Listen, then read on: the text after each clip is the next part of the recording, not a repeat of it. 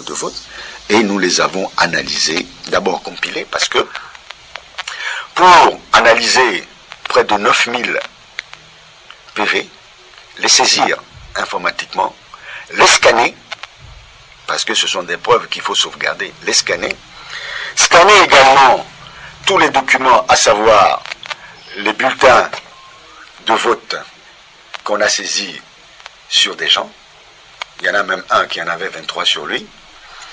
Un seul électeur.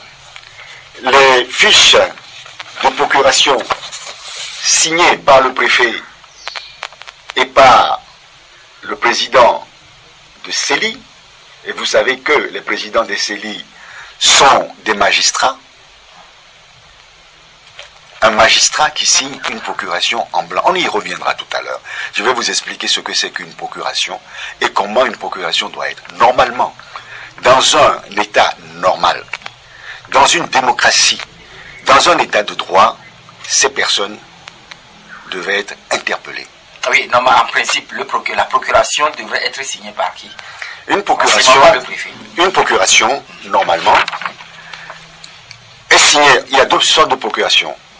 Il y a une procuration entre personnes, vous faites des procurations sous seing privé, et une procuration sous seing authentique. Alors, à partir de ce moment-là, la procuration doit être authentifiée par le notaire, par le préfet, par une personne habilitée à le faire. En l'espèce, le président de la CELI, qui est un magistrat.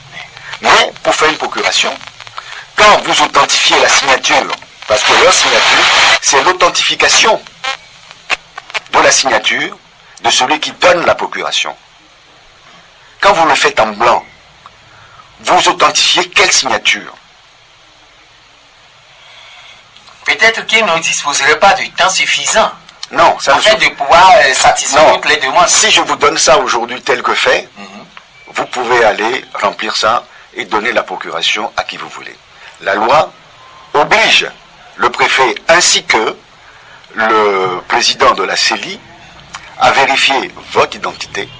D'abord, à attester que vous avez signé devant lui. Parce que là, c'est signature du mandant, signature du mandataire, visa de l'autorité compétente. Mais on ne voit que le visa de l'autorité compétente. On ne voit que ce n'est même pas daté, fait à le. On a le cachet, on a les noms. C'est peut-être pour gagner du temps. En violant la loi. Mais vous savez que pendant la période électorale, tout le monde, disons, ces autorités sont sollicitées ici et là. Est-ce que vous imaginez ce que ça représente comme risque? Vous en faites 100 000 et les gens peuvent voter 2 fois. Ça fait 200 000 votants en plus. Peut-être pour un même candidat? Pour un même candidat. Voilà le risque que cela représente. Et nous, c'est pour ça que des années durant, nous avons demandé même que la procuration et les votes exceptionnels soient purement et simplement bannis lors des consultations électorales. Et vous avez été bien entendu? On n'a jamais été entendu. La preuve. Nous en avons plusieurs exemplaires, mais dans ce document, comme ça fait quand même une 50aine de pages, nous en avons retenu 2. Et ces 2, c'est